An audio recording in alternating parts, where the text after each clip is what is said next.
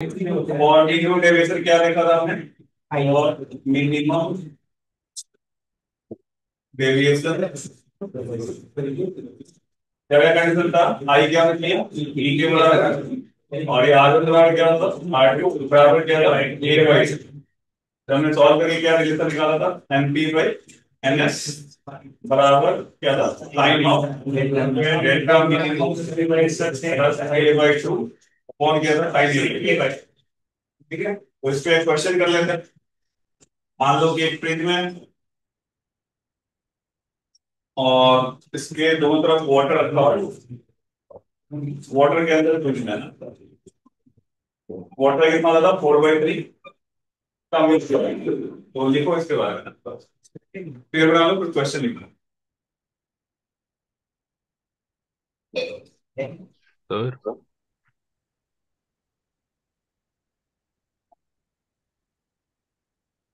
Sir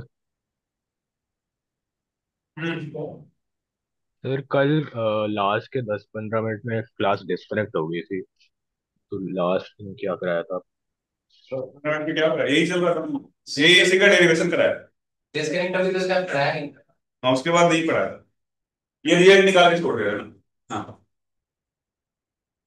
तो ये हमने डिराइव कर लिया था, N B by N S बराबर sine delta minimum plus A by two, साथ में क्या है, साइन ए बाई टू। ठीक है, तो जैसे आप एक क्वेश्चन लिखो कि calculate refractive index, calculate refractive index of a prism in which minimum deviation is 30 degree and refracting angle of the prism is 60 degree, and it is kept in water, and it is kept in waters of refractive index u by 3, and it is kept in water of refractive index कितना, 4/3 है ना, आपको same.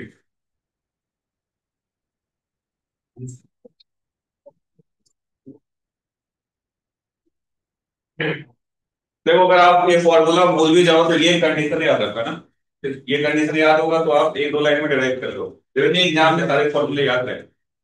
तो ये condition याद रखो कि minimum deviation के लिए आई बराबर क्या होता है, टी, और आर वन आर टू आपस में होते हैं इक्वल। हाँ हाँ, आ जाएगा, ये तो सीधे फॉर्मूले पे है। देखो एनपी फाइंड आउट करना है, एनएस क्या लिखोगे बताओ, 4/3, डेल्टा मिनिमम कितना दिया हुआ था, 30 था ना, कितना, 30 और 60, 90/2 साइन 45 कितना हो जाएगा, 1/2, और नीचे क्या बचेगा आपका, साइन 30, नहीं साइन 30 कितना होगा, 1/2, तो कितना हो जाएगा एनपी की वैल्यू, 4/3 इंटू 2/√2, 3/3 3 रूट याद है, वो भी आप आसानी से कैलकुलेट कर सकते हो। करेक्ट, यस और नो। अच्छा, कुछ अच्छे सवाल करते हैं, फिर अगला देखो एक क्वेश्चन कि मॉडल है सबके पास, हाँ? तो मॉडल में क्वेश्चन देंगे, मॉडल है,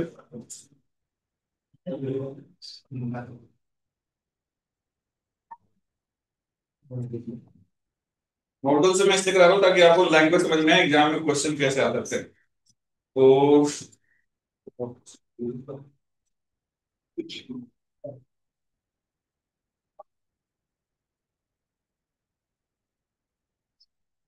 पेज में क्वेश्चन है,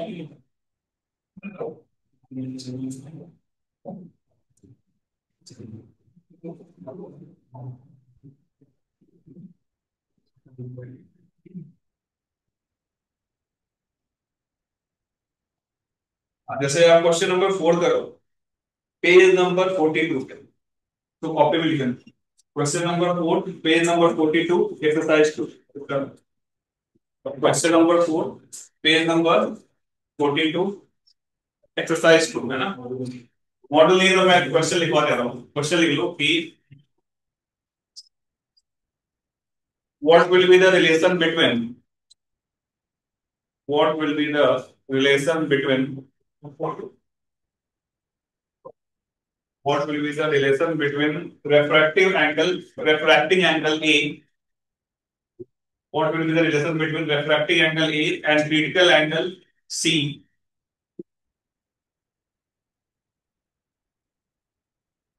for a prism so that there will be no emergent ray, so that there will be no emergent ray, हाँ जो भी रे जाए बाहर ना निकले, there will be no emergent ray, yes or no?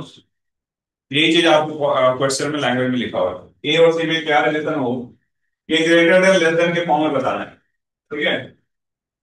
ये एंगल ए है, इसके लिए क्रिटिकल एंगल की वैल्यू 3 गिवन है, तो क्या रिलेशन हो ए और सी में, ताकि जो भी रे एंटर करे फिल्म से बाहर ना आए, that is the question.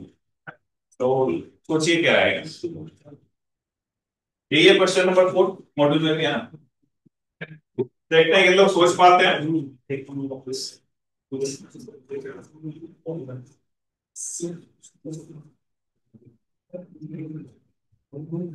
Try to think about it. और क्वेश्चन नंबर 4 भी लैंग्वेज के फॉर्म में, वो भी आप कॉपी में लिख सकते हो, दोनों क्वेश्चन लिख लो, दो तरीके से पूछा जा सकता है। ए और सी में क्या रिलेशन हो, ताकि कोई भी रे जो एंटर करे वो बाहर ना निकले। तो मैंने आपको सिखाया था कि जब भी रे बाहर ना निकले तो कौन से एंगल को पकड़ के सॉल्व करना चाहिए, क्रिटिकल एंगल।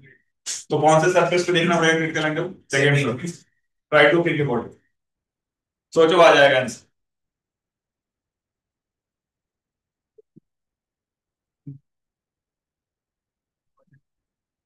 क्या रिलेशन हो ताकि कोई भी रे जो एंटर करे वो बाहर ना आए, किसी भी सरफेस से बाहर ना निकले, बस उसी सरफेस। नहीं यहाँ पे तो मान लो टी आर होगा, रिफ्लेक्टर पे यहाँ पे भी टी आर होगा, ऐसे होता है ना। तो यहाँ पे देख लो तो कोई दिक्कत।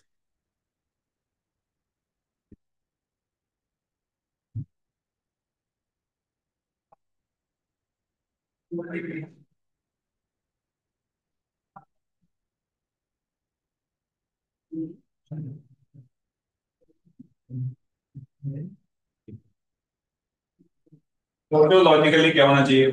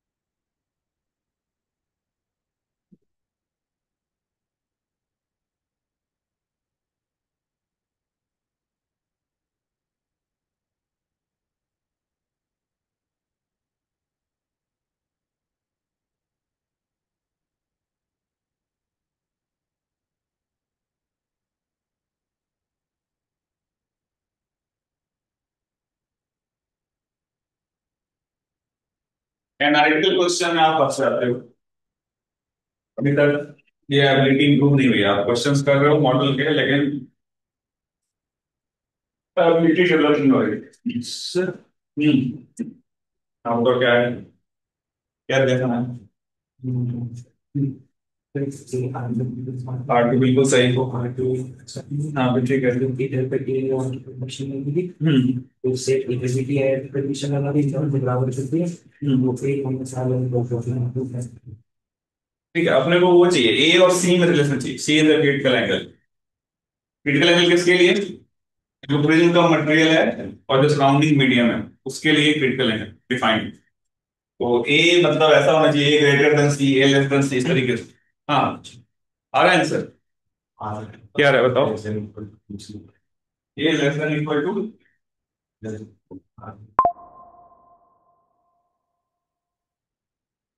देन इक्वल टू कितनी आ रहा है,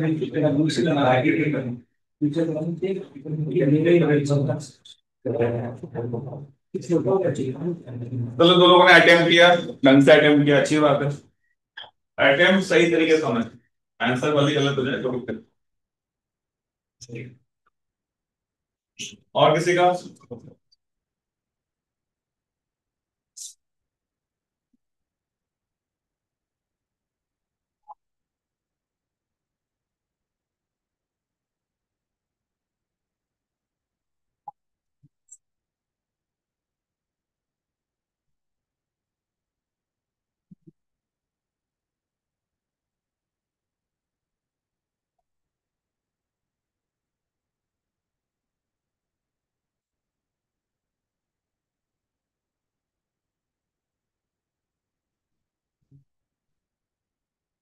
चलो चेक करते हैं, देखो यहाँ देखिए, इधर देखिए। अगर यहाँ पे मुझे चेक करना है तो इसके लिए कौन से एंगल को देखना पड़ेगा, R1 या R2? यस और नो? मान लेते हैं क्रिटिकल एंगल की वैल्यू, एज्यूम कर लेते हैं समझने के लिए, डेटा लेने में दिमाग में जल्दी समझ में आता है। मान लेते हैं क्रिटिकल एंगल की वैल्यू 30 डिग्री समझने के लिए, यस और नो? जैसे मैं बता रहा हूँ ऐसे ही सोचना, कभी भी सवाल है। तो अगर यहाँ पे R2 की वैल्यू अगर 29.999 हो, या 28 हो, या 27 हो, या 26 हो, क्या होगा रे ऑफ लाइट के साथ? और एक क्रिटिकल से कम हुआ, थोड़ा भी कम हुआ तो क्या होगा, रे ऑफ लाइट बाहर चली जाएगी। लेकिन जैसे आरटी की वैल्यू मान लो अगर 30.00001 हुआ, या 31 हुआ, या 32 हुआ, या 33, अब क्या होगा? मैं बोल सकता हूँ कि R2 की जो मिनिमम वैल्यू है, क्या वो क्रिटिकल से ज्यादा होनी चाहिए? क्योंकि 31 के लिए भी क्या हो रहा है, 32 के लिए भी मैक्सिमम तो कुछ भी हो सकता है, लेकिन मिनिमम कितना होना चाहिए? 30। यस और नो? मैं ऐसा बोल सकता हूँ कि R2 की जो मिनिमम वैल्यू है वो क्या क्रिटिकल से ज्यादा होना चाहिए? अरे हाँ, जस्ट ज्यादा होना चाहिए। तो मैं R2 कैसे डिपेंडेंट था, A माइनस R1, इसकी मिनिमम वैल्यू क्या 3 से ज्यादा होनी चाहिए? अरे आया ना? A तो फिक्स रहेगा इस वाले सरफेस के लिए, मतलब इस वाले रे ऑफ लाइट के लिए, यस और नो? तो R1 किस पे डिपेंड करता था? I पे। आई किससे R1 किस पे डिपेंड करता है? आई पे। और आई कहां से कहां वेरी कर सकता है? 0 से π/2। अरे हाँ है ना? अब यहां देखना, इस पूरे को मुझे मिनिमाइज करना है, ये फिक्स है, तो R1 को क्या करना पड़ेगा? मैक्सिमाइज। अरे हाँ है ना? इस पूरे को मिनिमाइज करना है, ये तो फिक्स है, तो इसको क्या करोगे? मैक्सिमाइज। तो R1 की मैक्सिमम वैल्यू कितनी पॉसिबल हो सकती है जब आई 90 हो? तो आई जब 90 होगा तो R1 के क्रिटिकल के बराबर होगा, प्रिंसिपल ऑफ रिवर्सिबिलिटी से मैं बोल सकता हूं कि R1 की जो मैक्सिमम वैल्यू होगी वो सी होगी। अरे हाँ है ना? देखो, आई की वैल्यू कहां से कहां लाई करती है? 0 से लेके π/2। जब आई मैक्सिमम होगा तब R1 क्या होगा? मैक्सिमम होगा। तो आई मैक्सिमम कितनी पॉसिबल है? 90 डिग्री। उस समय R1 कितना हो रहा होगा? सी के बराबर। यस और नो? मैं बोल सकता हूँ A minus C greater than C, यानी A क्या होना चाहिए? Greater than 2C। और A की वैल्यू 2C से ग्रेटर है, इसका मतलब कोई भी रे जो एंटर करेगी वो बाहर नहीं जाएगी। यस और नो? तो लिख लो इस चीज को, A greater than 2C is the condition for no emergent ray. लिख लो, कोई दिक्कत है आप पूछ सकते हो, डाउट कोई दिक्कत? A ग्रेटर देन 2C आए।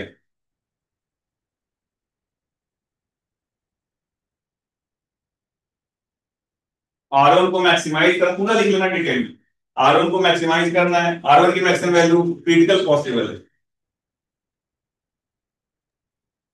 सर R1 को मैक्सिमाइज क्यों कर रहे हैं? ये R2 को मिनिमम होना चाहिए ना, तो R2 किसके बराबर? A minus R1। लिख रहा है ये? वो ठीक है सर, वो माइनस में। हाँ, तो माइनस है तो A तो फिक्स है, तो R1 को मैक्सिमम करोगे तभी तो ये पूरा टर्म मिनिमाइज होगा। तो R1 की मैक्सिमम वैल्यू कितनी हो सकती है? जब I 90 हो। और यस I सर। 90 कब होगा? जब R1 क्या हो? क्रिटिकल हो। यस और नो? उससे देखो, देखो अगर ये चीज समझ नहीं आया तो मैं फिर से बता देता हूँ। जैसे मान लो ये तुम्हारा एंगल ऑफ इंसिडेंस था, ठीक है? यस और नो? तो आई कहां से कहां वेरी कर सकता है? 0 से लेके 90। जिस केस में ग्रेजिंग इंसिडेंस हो रहा होगा, इस तरीके से हो रहा है ना? उस केस में जो R1 होगा वो कितना होगा? कि नॉर्मल होगा, R1 कितना होगा? क्रिटिकल के बराबर, क्योंकि प्रिंसिपल ऑफ रिवर्सिबिलिटी फॉलो करता है। ये सब इस तरीके से आप क्या देख सकते हो, एक की वैल्यू क्या होनी चाहिए? Greater then 2। तो ऐसा हुआ तो कोई भी जो एंटर करे वो बाहर नहीं जाए। करेक्ट? ये लोगों को समझ में आया? पक्का? आगे ठीक। नेक्स्ट लिखो इसी का सेकेंड पार्ट कि what would be the relation between A and C, what would be the relation between A and C so that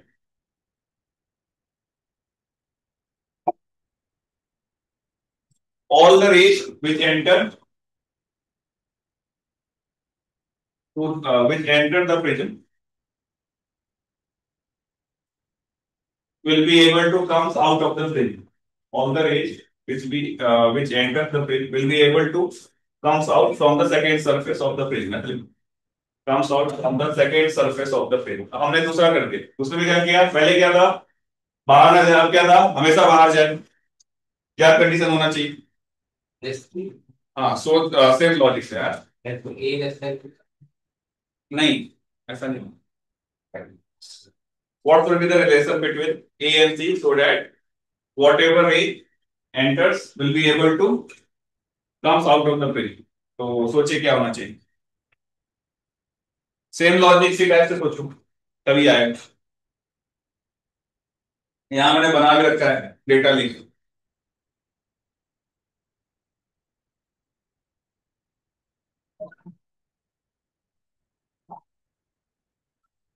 vector कौन बता दो?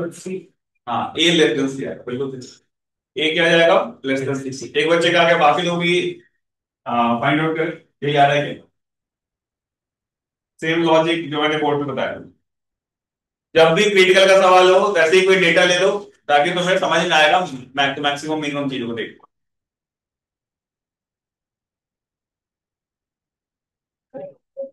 ए लेस देन सी, बिल्कुल अब साफ साफ दिख रहा है देखो, रे ऑफ लाइट हमेशा अंदर है, इसका मतलब इसके लिए भी अंदर हो सकता है, इसके लिए भी हो सकता है, इसके लिए। अब मैं क्या लिखूंगा, R2 की मैक्सिमम वैल्यू क्या होनी चाहिए, क्रिटिकल से कम होनी चाहिए। मैं बोल सकता हूँ R2 की जो मैक्सिमम वैल्यू है वो क्रिटिकल से क्या होनी चाहिए, बताओ, कम होनी चाहिए। R2 किस पे डिपेंडेंट था, A माइनस R1। अब उससे सोचो R1 किस पे डिपेंड करता है, R1 किस पे डिपेंड करता है, आई पे। आई कहां से कहां वैरी कर रहा है, 0 से 9 पे। R1 को मिनिमाइज करना है, तो आई जब 0 होगा तब 0 होगा, यानी ए क्या होना चाहिए, लेस देन सी। और यानी यानी अगर हम इसका कंडीशन देखें इस तरीके से इसको याद रखें, अगर ये 2C है और ये C है, तो अगर ये 2C से ग्रेटर होगा तो ऑलवेज क्या होगा, ऑलवेज इनसाइड, है कि नहीं? और अगर लेस देन सी हुआ तो क्या हुआ, ऑलवेज आउटसाइड, है ना? और सी और 2C के बीच में हुआ तो यहां पे सोचना पड़ेगा, सो लिख लो पहले, हमेशा अंदर हमेशा बाहर। अगर ये 2C से ग्रेटर हुआ एक की वैल्यू हमेशा इनसाइड जाएगा, और अगर लेस देन हुआ तो ऑलवेज क्या होगा, आउटसाइड जाएगा। और जब सी और 2C के बीच में होगा तो क्या होगा, तो बता दो आप।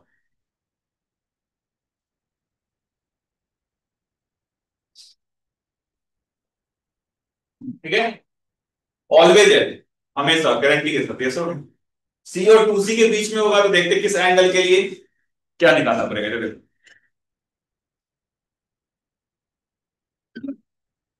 अब बात करते हैं कि if A is less than 2C और ग्रेटर देन सी, अब क्या करें, तो आपके लिए एंगल निकाल लो। जैसे अगर बोलो एक एंगल ऑफ इंसिडेंस है जिसके लिए रे ऑफ लाइट यहां जाके इमर्जेंट हो रही है, उस एंगल को अपन आईजी बोल देते हैं। तो आईजी कैसे निकालेंगे बताओ, कंडीशन के लिए आईजी कैसे निकालेंगे, बाहर एयर मान लो, मान लीजिए क्या लिखोगे, साइन आईजी, है ना, बराबर क्या लिखना चाहिए यहाँ पे, mu into sine r. Similarly यहाँ पे क्या लिखोगे, म्यू इंटू साइन R2, और यहाँ पे क्या हो जाएगा, 91 इन जस्ट 1 इंटू साइन 90 क्या होगा 1, तो साइन R2 कितना हो जाएगा बताओ, साइन R2 कितना हो जाएगा 1 बाई म्यू। तो R2 कितना हो गया यहाँ पे बताइए, sign inverse of 1 by mu. R2 ये इसकी वैल्यू यहाँ पे पुट कर दो, तो ये क्या बन जाएगा, sine IG equal to mu into sine R1 क्या है 90 minus 90 minus sine inverse of 1 by mu. चलिए तो ये एंगल होगा जब ग्रेजिंग इमरजेंस हो रहा हो, इमरजेंस की वैल्यू कितनी है 90। अब क्या होना चाहिए, अगर आई की वैल्यू IG से कम हो और 0 से ज्यादा हो, क्या होगा, ऑलवेज इनसाइड, और अगर आई की वैल्यू आई जी से ग्रेटर हो, 90 से कम हो, और कितना था, आई जी से ग्रेटर हो, तो क्या होगा, ये ऑलवेज आउटसाइड।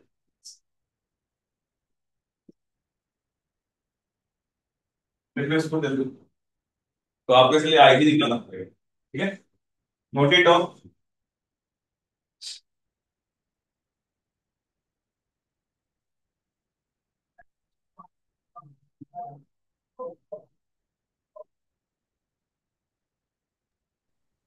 तो एक बार फिर से। तो लिखो, फिर बताता हूँ, एक बार और बताता हूँ पूरी कहानी, एक बार और वापस बताता हूँ।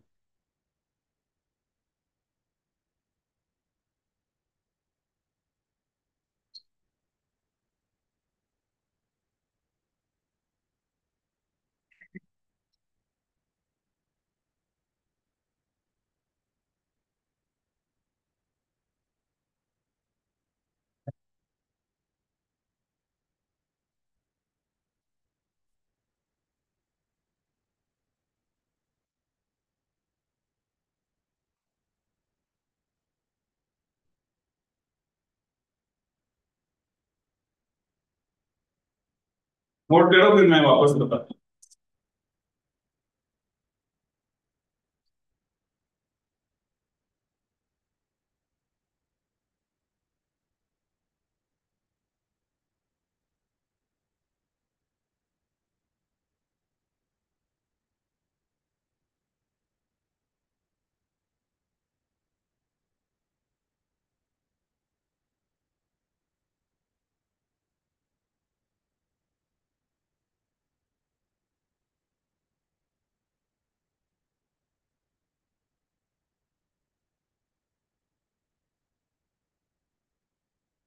ठीक है, वापस देखिए, यहाँ पे लिख लिया तुमने?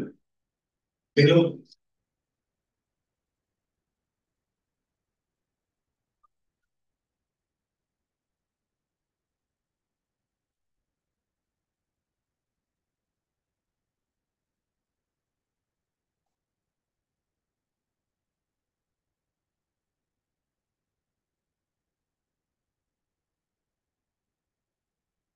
देखो, जैसे मान लो कोई प्रिज्म दिया हुआ है, और प्रिज्म का ये एंगल मान लो 20 डिग्री है, और इसकी क्रिटिकल एंगल की वैल्यू मान लो है हमारी 5 डिग्री, करेक्ट? यस और नो? या, हाँ ठीक है, तो अगर मैं केवल ये डेटा और ये डेटा को देख के ये बता सकता हूँ कि कौन सी रे जो एंटर करेगी वो बाहर जाएगी या हमेशा अंदर रहेगी, यस और नो?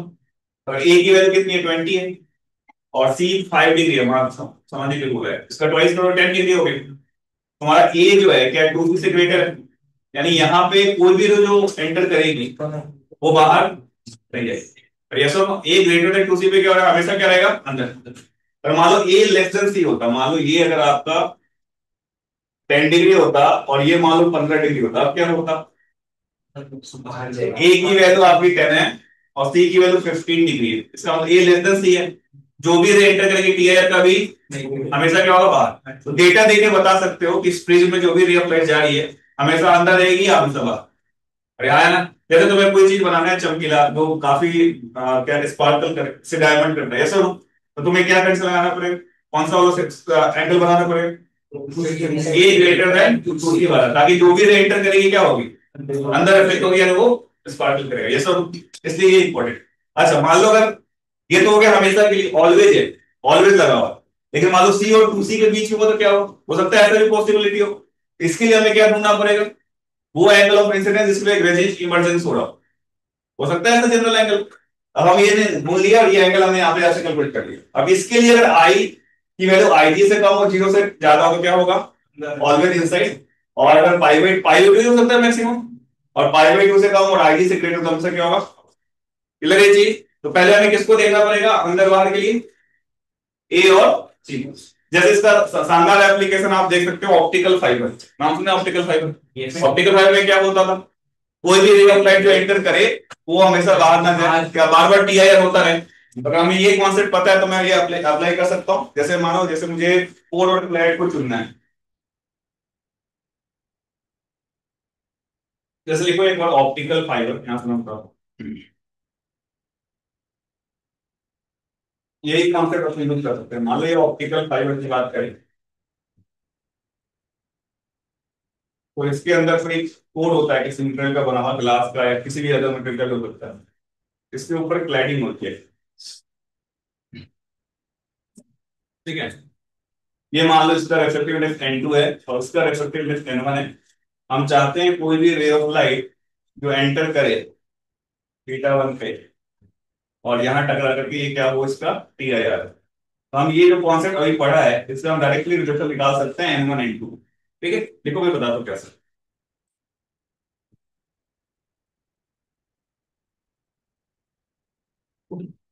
अंदर वाले को कोड बोलते हैं, उसके ऊपर क्या बोलते हैं, क्लैडिंग, है ना। जैसे कोई वायर देखते हो, ऊपर अंदर क्या होता है, कॉपर, ऊपर क्या होता है, रबर टाइप, है ना। तो वो उस तरह का लेयर को बोल रहे हैं क्लैड। अब आप खुद से सोचे क्या रिलेशन होना चाहिए N1 N2 में, जैसा अभी मैंने पढ़ाया, ताकि कोई भी रे एंटर करे हमेशा TIR करे। तो क्या होना चाहिए, सोच के बताओ। N1 बड़ा होना चाहिए। बड़ा कितना टाइम्स बड़ा होना चाहिए,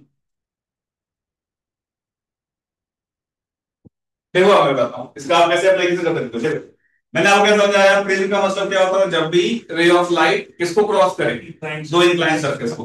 तो यहाँ पे रिफ्रैक्टिव एंगल कितना होगा, कितना है, 90 डिग्री। एक ऐसा स्लैब है, स्लैब से छोड़ छोड़ के यहाँ रेव जा रही है, फिर यहाँ से बाहर निकल रही है, ये एंगल कितना होगा, 90 डिग्री। पता था angle between two incline surface क्या कहलाएगा, एंगल। मैं बोल सकता हूँ कि जो ए होना चाहिए, ए ग्रेटर देन क्या होना चाहिए बताओ, 2C होना चाहिए। ए कितना है तुम्हारा इस केस में बताओ, π/2। ये क्या ग्रेटर होना चाहिए, 2 टाइम्स स्पीड का लेंगे, है ना।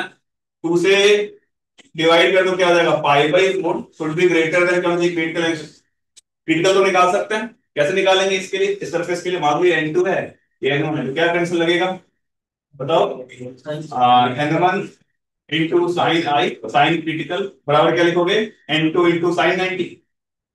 अरे हाँ, क्रिटिकल तो यही होता है। साइन क्रिटिकल कितना हो गया बताओ, N2/N1।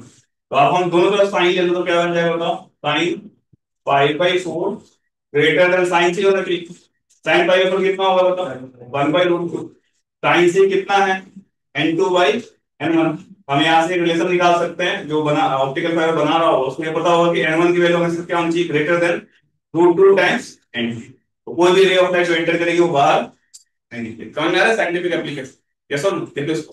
यानी N1 की वैल्यू अगर हमेशा ग्रेटर हो √2 टाइम्स N2, तो जो भी रे एंटर करेगी वो बाहर नहीं जाएगी। जो अभी अपन ने कॉन्सेप्ट पढ़ा उसका ये एप्लीकेशन बोल सकते हो। सर हाँ सर इसमें एक बोलो। इसमें आपने R2 निकाल के फिर उसको जो IG की वैल्यू है वो कैसे लिखी मेरे को समझ नहीं आया। क्या बोल रहे उसमें हो, फिर से बताओ क्या बोल रहे हो। तो जो पिछला वाला था हाँ इससे पहले वाले, हाँ। उसमें लास्ट में जब अपने R2 की वैल्यू निकाली sin 1/, अब जो भी रिफ्लेक्शन मतलब TIR होगा नहीं होगा किस पे डिपेंड कर रहा था, क्रिटिकल। नहीं मतलब जो होगा नहीं होगा वो R2 पे डिपेंड करेगा ना। Yes sir. R2 की वैल्यू क्रिटिकल से ज्यादा हो गई तो क्या हो रहा होगा, TIR। Yes sir. R2 की वैल्यू क्रिटिकल से कम हो गई तो आराम से पास हो रहा होगा। Yes sir. सेकेंड केस में R2 की जो मैक्सिमम वैल्यू है वो क्या होना चाहिए, क्रिटिकल से कम। Yes sir. तो R2 की मैक्सिमम वैल्यू मतलब A-R1 की मैक्सिमम वैल्यू, यस सर। क्योंकि R2 और R1 के साथ क्या रिलेशन है, A बराबर R1 plus R2। Yes sir. तो R1 की मैक्सिमम वैल्यू कितनी, मिनिमम वैल्यू कितनी हो सकती है, 0। हम्म। क्योंकि R1 किस पे डिपेंड कर रहा था, I पे। यस। और I कहां से कहां लाई करता है, 0 से 90। ठीक है, कर लोगे ऐसे। तो ये N1 क्या होना चाहिए, ग्रेटर देन होना चाहिए √2 टाइम्स टाइम। ठीक है, अगर आप दो भी मटेरियल सिलेक्ट कर रहे हो तो इसके बीच में रिलेशन होना चाहिए। बाकी तो आप क्रिटिकल के सॉल्व कर लोगे, अगर यहाँ पे θ1 पूछेगा कर सकते हैं, ये θ1 पूछेगा तो ये निकाल सकते हैं। ये आ गया तो यहाँ पे क्या निकाल सकते हैं, क्रिटिकल लेंगे तो वहां से भी आप θ1 और इस एंगल में रिलेशन निकाल सकते हैं। ये हमने किसमें रिलेशन निकाला है, रिफ्रैक्टिव इंडेक्स, करेक्ट। ये हमने यहाँ पेज पे पढ़ लिया। अब बात करते हैं थिन प्रिज्म। नेक्स्ट देखो thin prism.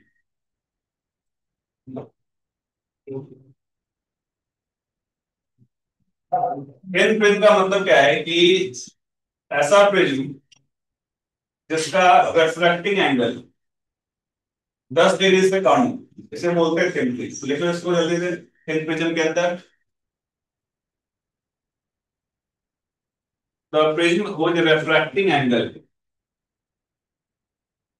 The prism whose refracting angle is less than equal to 10 degree is called thin prism। क्या कहलाएगा? thin prism कहलाएगा।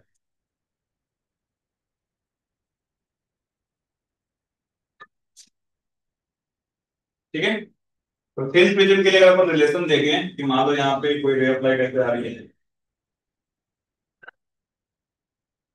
ये R1 है, ये R2 है, ये I है, ये इमरजेंस है, तो क्या क्या कंडीशन लगेगा बताओ? आ, बाहर का मीडियम का रिफ्लेक्टिव NS बोल देते हैं, प्रिज्म का एंगल बोल देते हैं। क्या लिखोगे बताओ? NS इंटू, बोलो अब तो याद होना चाहिए, साइन आई बराबर क्या हो जाएगा? NP into sine r. ठीक है, तो अगर मैं बोलूं कि अगर ये थिन प्रिज्म है, इस केस में आई और R1 भी क्या होंगे? स्मॉल होंगे। ये सुनो, स्मॉल होंगे तो इसको हम क्या लिख सकते हैं? NS इंटू साइन इन कर सकते हैं आई बराबर NP इंटू क्या बोलोगे? R1। सिमिलरली अगर सेकेंड वाले के लिए लगाया तो क्या लिखना चाहिए बोलो? NP इंटू बताओ साइन R2 बराबर क्या हो जाएगा? NS into sine of emergence. तो अपन स्मॉल फॉर्म में लिखे तो क्या बन जाएगा? NP इंटू R2 बराबर क्या बन जाएगा? NS इंटू ई। इक्वेशन नंबर 1 ये क्या है? Equation number 2। अगर हम डेविएशन निकालें, डेविएशन का क्या फॉर्मूला होता था? I प्लस ई माइनस ए। आई की वैल्यू आप क्या रख सकते हो? आई क्या रख सकते हो? NP by NS into R1। सही लिख रहा हूँ? ई को क्या लिख सकते हैं? NP by NS into R2 minus A. तो आप यहां से NP बाई NS को कॉमन निकाल लो। NP बाई NS को कॉमन निकालो, अंदर में क्या बचेगा? R1 प्लस R2 माइनस क्या बचेगा? ये कुछ गड़बड़ हुई है? R1 प्लस R2 ए को बोल रहे हैं ना, ए को कॉमन निकाल रहे हैं ना, तो ए को कॉमन निकालो कितना हो जाएगा? ये देखो NP बाई NS को कॉमन निकालोगे तो ये क्या बनेगा? अंदर में R1 प्लस R2 माइनस ए बनेगा। और R1 प्लस R2 क्या होता है? ए होता है। ए को कॉमन निकालेंगे तो क्या बनेगा? NP by NS minus. ये रिलेशन होता है थिन प्रिज्म के लिए डेविएशन के बीच। तो नोट इट ऑफ, डेविएशन बराबर क्या होगा? NP by NS minus 1 into ए।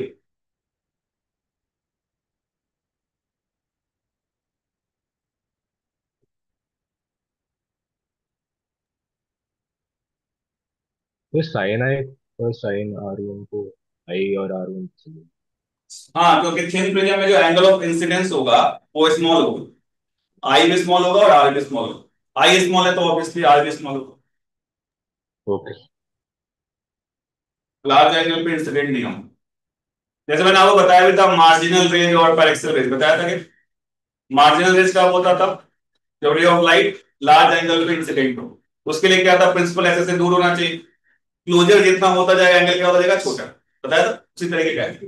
ये जितना पतला होगा उतना ही एंगल ऑफ इंसिडेंस स्मॉलर होता जाएगा। ठीक है, तो यहां से अपन ये निकाल सकते हैं डेल्टा बराबर A into NP by NS minus 1। अच्छा, इसमें देखो खास बात क्या है रिजल्ट में? क्या है इसमें खास बात? किस पे डिपेंड कर रहा है? ए पे और रिफ्लेक्टिव इंडेक्स पे। आई पे डिपेंड नहीं कर रहा, चाहे कैसा भी आई हो, डेविएशन इतना ही होगा। देख लो इस चीज को, the result is independent of angle of incidence.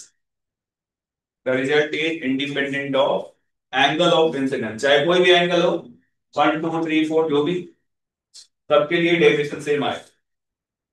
The result is independent of angle of incidence. ठीक है, प्रोडिक्टर। अच्छा, और एक खास बात देखते हैं, A into NP by NS minus 1 है ना, और NS क्या था? Surrounding medium. दोनों तरफ मीडियम क्या होना चाहिए? सेम। ये भी लिख लो कि for this formula medium on both side of the film. For this formula medium on both side of the film.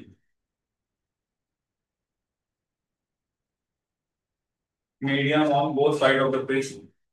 Must be same, medium on both side of the page must be same.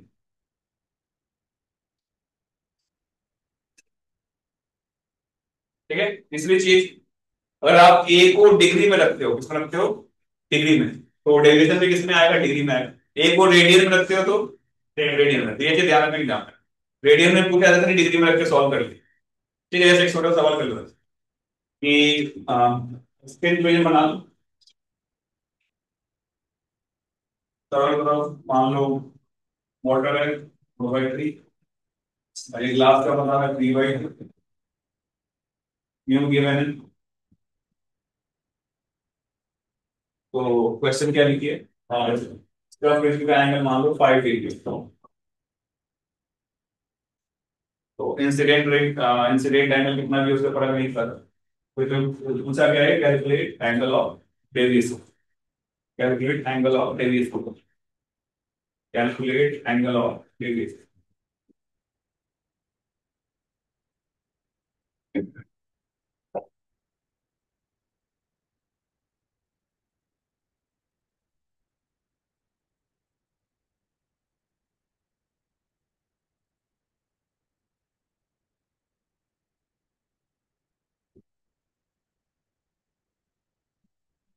अभी आपको बताता हूँ कब degree में रखना है, कब radian में। अभी सिखाता हूँ क्वेश्चन आ जाएगा, कितना आ रहा है। हाँ, तो डेविएशन देखें तो ये अगर आप 5 डिग्री रख रहे हो, एनपी क्या है 3/2 नहीं, और एनएस क्या है 4/3 -1, कितना आएगा 5 डिग्री इंटू 8, 9 -8, चलिए गए। तो 5 डिग्री बाई 8 हो गया नहीं, कितना आएगा अप्रोक्सीमेटली 0.62 सब है ना, 0.62 डिग्री। आंसर किसमें होगा, डिग्री में। अगर आपने डिग्री में रखा है तो आंसर भी किसमें आएगा, डिग्री। ठीक है, ये इसका डेविएशन एंगल, करेक्ट। अगर एग्जाम में ऑप्शन रेडियन में हो तो किसमें रखना पड़ेगा, रेडियन। जैसे एक और क्वेश्चन देख, अच्छा एक और बात है फिर, एक और कॉन्सेप्ट होता है। क्या होता है कि इन प्रिज्म में क्या होगा कि ये काफी थिकनेस से काफी स्मॉल है। इस केस में मान लो यहाँ पे कोई रे ऑफ लाइट आ रही है, तो ये हल्का सा इधर बेंड करेगी, फिर इधर कहीं जा रही है। ये इसका ओरिजिनल रे था और ये फाइनल रे, करेक्ट। तो इसमें दो बार रिफ्लेक्शन को, क्या भी स्मॉल अमाउंट में हो रहा है, यहाँ पे भी स्मॉल अमाउंट में हो रहा है, यहाँ पे भी क्या हो रहा है स्मॉल, क्योंकि आई छोटा है तो आर वन भी क्या होगा छोटा, आर टू भी क्या होगा छोटा। तो हम इसको ऐसे रिप्रेजेंट करते हैं, इसका जो नेट डेविएशन बनाना है, इसका इक्विवेलेंट फिगर हम जो डेविएशन लेते हैं वो हम ऐसा शो करते हैं, इसके मिडिल पॉइंट से यहाँ से रे आई और मान लो यहाँ के डेविएट हो, कहां से शो कर देते हैं, मिडिल पॉइंट। देखो इट्स वेरी इंपॉर्टेंट, दो बार हो रहा है लेकिन अब इसको शो कहां से करेंगे, नेट डेविएशन शो कर देते हैं मिडिल पॉइंट, है ना। ऐसे किताबों में कंफ्यूज मत होना कि दो बार हो रहा है उसको एक बार में क्यों शो कर रहे हैं। आगे चलोगे तो लेंस, जैसे लेंस होता है इसमें भी रिफ्लेक्शन होता है, इस लेंस को अपन सिंगल लाइन से डिनोट करते हैं, इसको कन्वर्जिंग बोल देते हैं, इसको क्या बोल देते हैं, डायरेक्ट थिन लेंस में। आगे बताऊंगी, अभी बस इसको लिख लो, ये जो दो बार रिफ्लेक्शन हो रहा है लेकिन स्मॉल अमाउंट में हो रहा है, इसलिए हम जब इसको शो करेंगे किताबों में तो मिडिल पॉइंट से, मिडिल लाइन से डिनोट करते हैं, ये डेल्यू। ठीक है,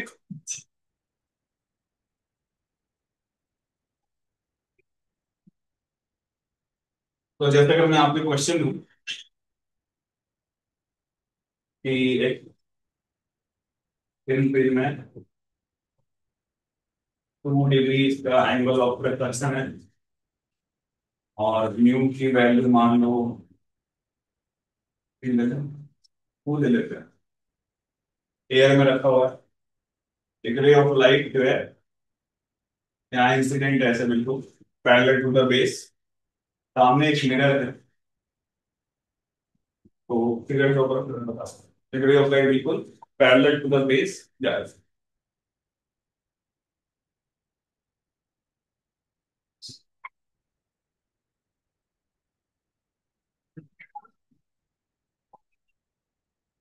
एंगल कितना है, 1 डिग्री? ये ए की वैल्यू 2 डिग्री है, 2 डिग्री दिया हुआ है। हाँ, बताओ, दिख नहीं रहा है? ये डेटा दिख रहा है क्या, हाँ तो इसमें लिखो कि find out net angle of deviation, find out net angle of deviation, find out net angle of deviation when light reflected from the mirror. Find out net angle of deviation when light reflected from the mirror. Mirror से जब reflect हो 170 check करो when light reflected from the mirror.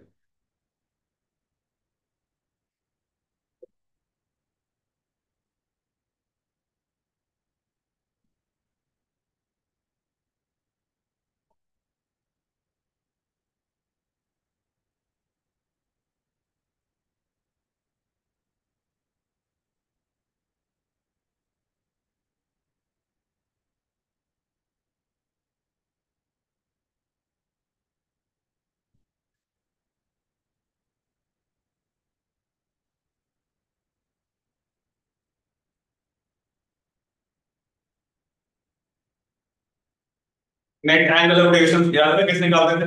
Deviation one deviation to दोनों को add add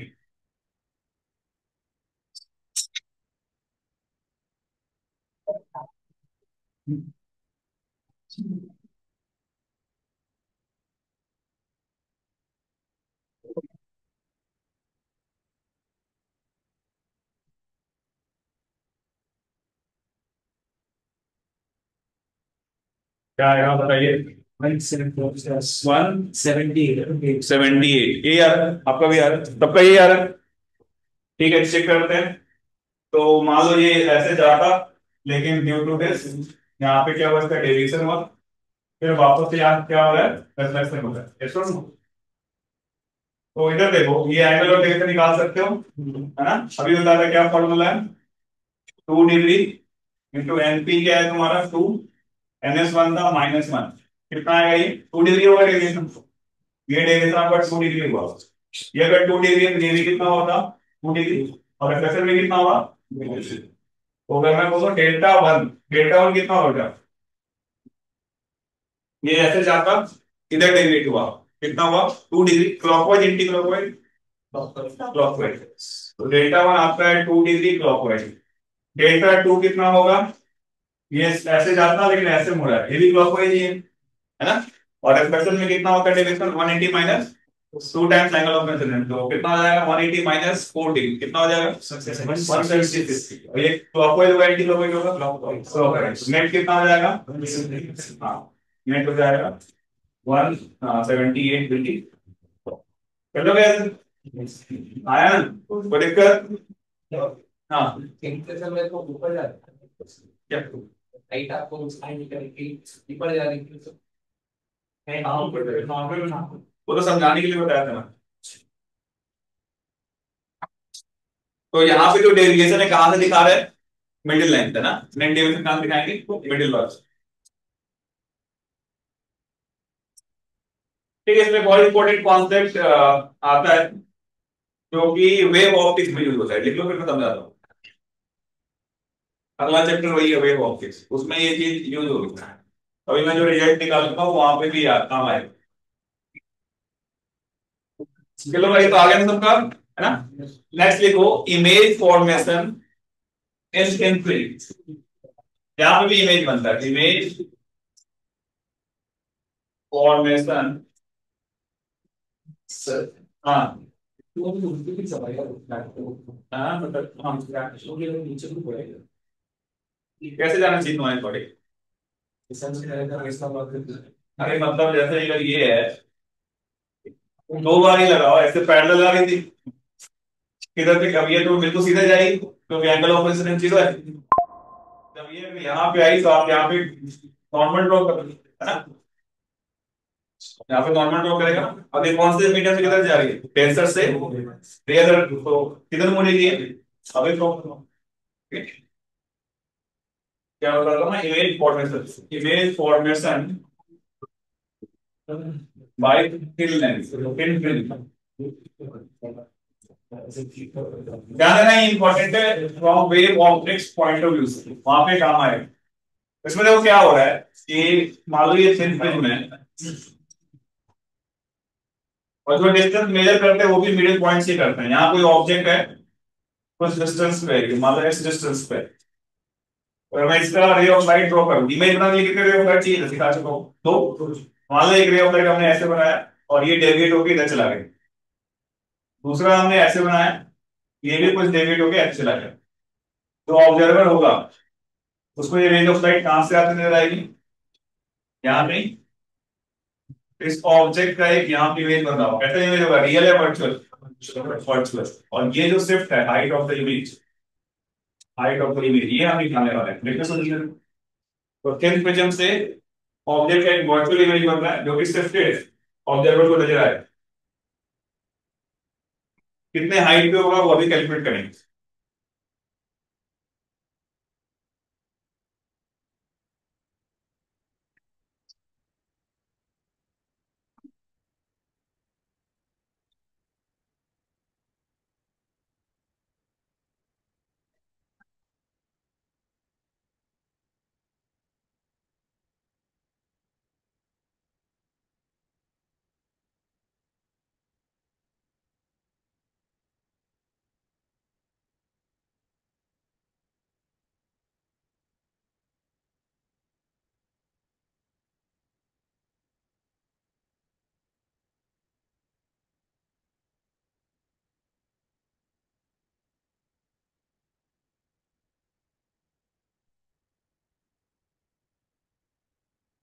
ठीक है, school में पढ़ लिया क्या वेव ऑप्टिक्स, नहीं पढ़ा,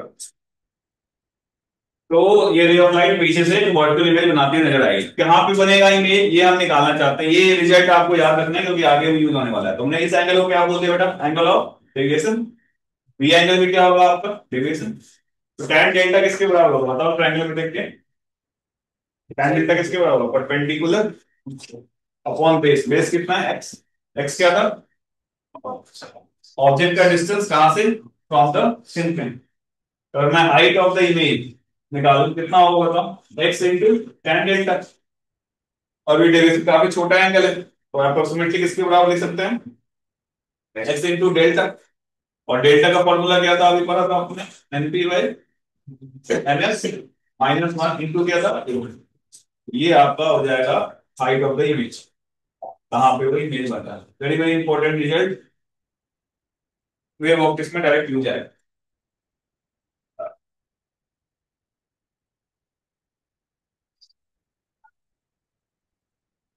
x का मतलब लिख लेना distance of the object from the prism. हाँ ये रिफ्लेक्शन कहां से लेना है, सेंटर से।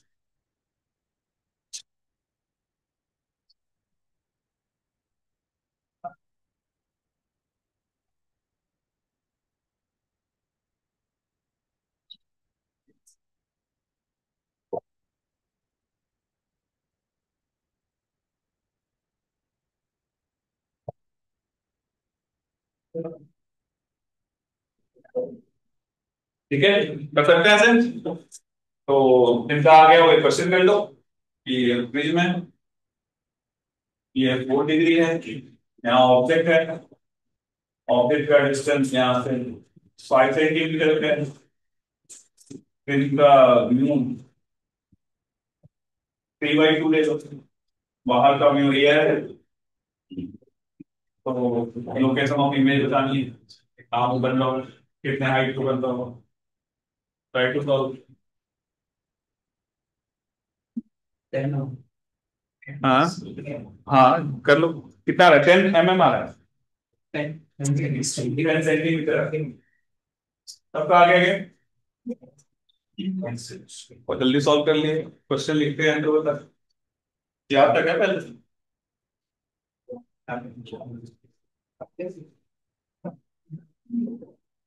हाँ उसी से फॉर्मूला लगा दोगे, हाइट ऑफ द इमेज ये क्या होगा 5,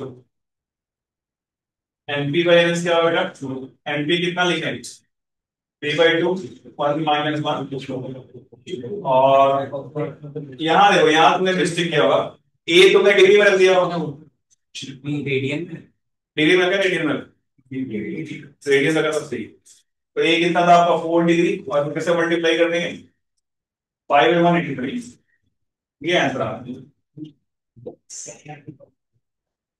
180 मतलब 5 रेडियन, 1 के बाद आएगा 5/183।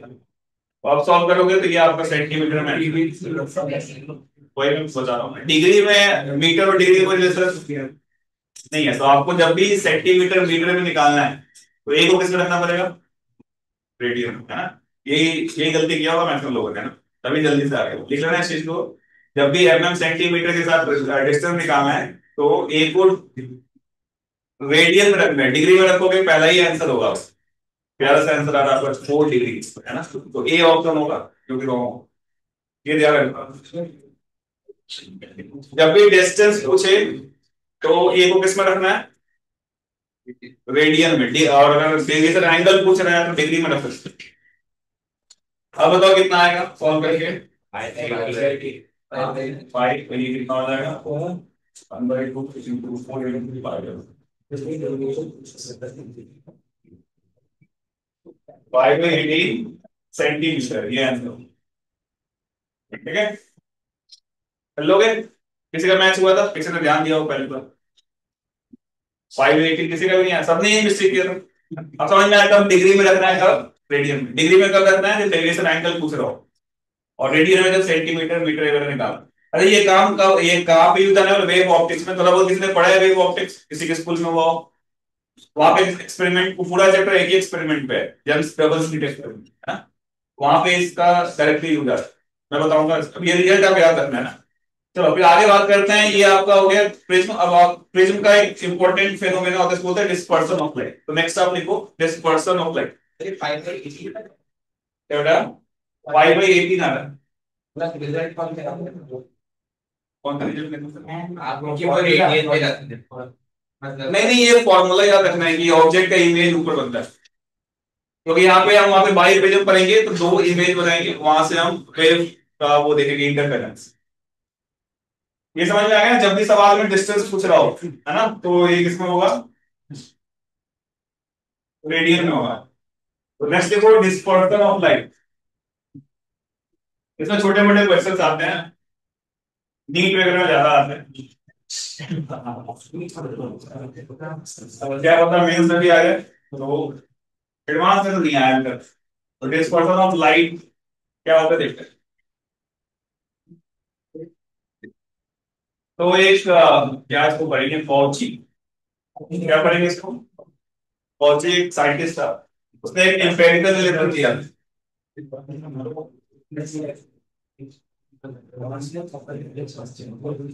उसने क्या बोला था कि जो रेफ्रेक्टिव इंडेक्स होता है किसी भी मीडियम का, वो इस तरीके से रिलेटेड होता है, E+B लैम्डा स्क्वायर, और आगे भी कांस्टेंट था, आप अब इतना लिख लो कि according to Cauchy relation, empirical relation, empirical relation क्या होता है, क्या मतलब है इंपेरिकल का, एक्सपेरिमेंट वो टाइम भी चल रहा है उसने एक्सपेरिमेंट करके कुछ ऐसे होता है ना, जैसे तुमने वो पढ़ा होगा केमिस्ट्री में, मॉसले लॉ पढ़ा था क्या, √FA(Z-B), स्ट्रक्चरल बाइट नहीं पढ़ा, पढ़ा होगा ना, थोड़ा नहीं पढ़ा।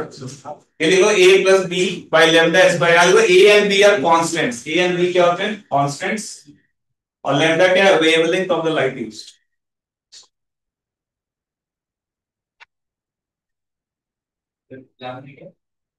ए एंड बी जो है वो कांस्टेंट्स हैं, एम्पिरिकल कांस्टेंट्स, लैम्डा जो है वेवलेंथ ऑफ लाइट।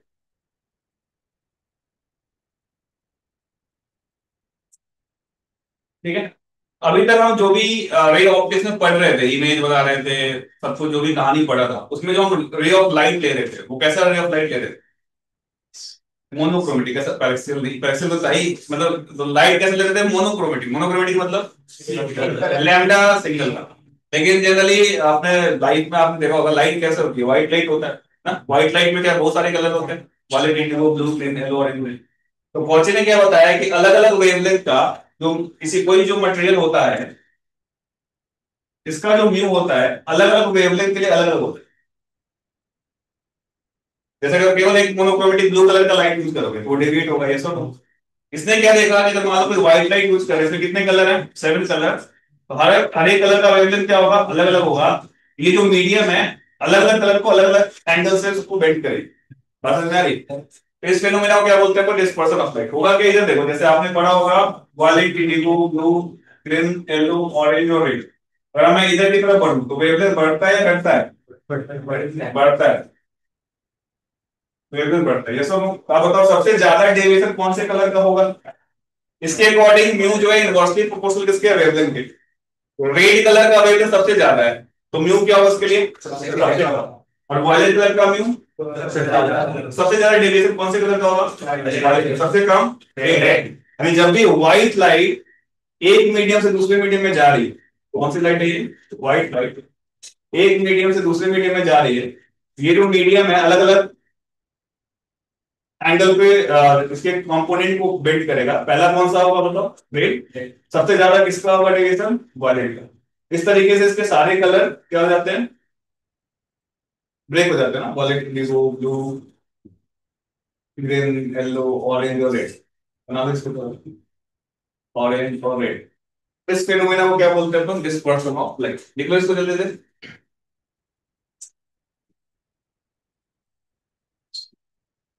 तो ये व्हाइट लाइट में होता है। किसमें होगा? व्हाइट लाइट में, इसमें सातों कलर। मोनोक्रोमेटिक में नहीं होगा।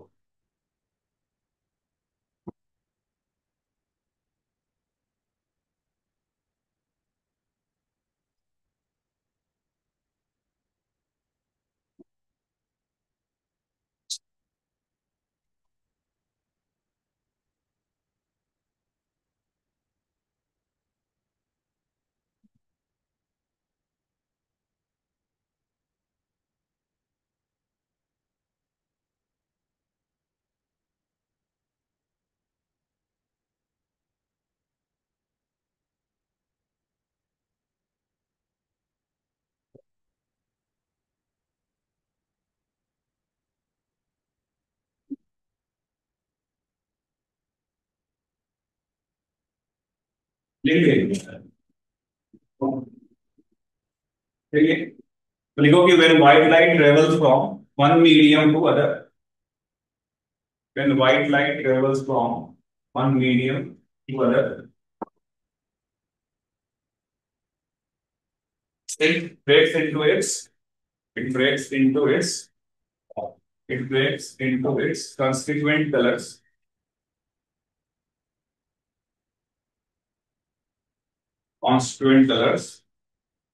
and this phenomena of light is called dispersion of light. This phenomena of light is called dispersion of light. ठीक है?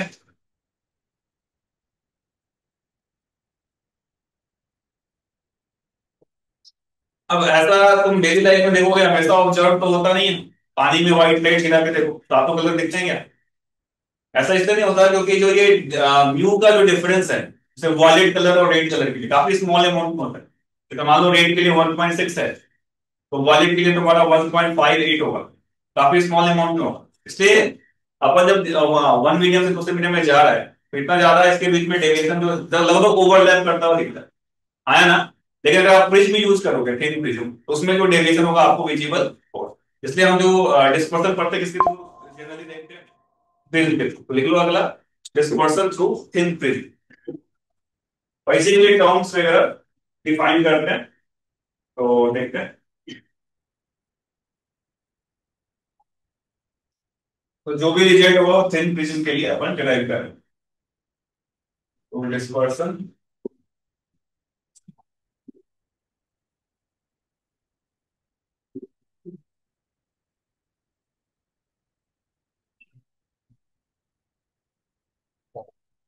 ठीक है। तो मान लेते हैं कि यहाँ पे कोई रे ऑफ लाइट ट्रेवल करा और ये यहां से बेंड हुआ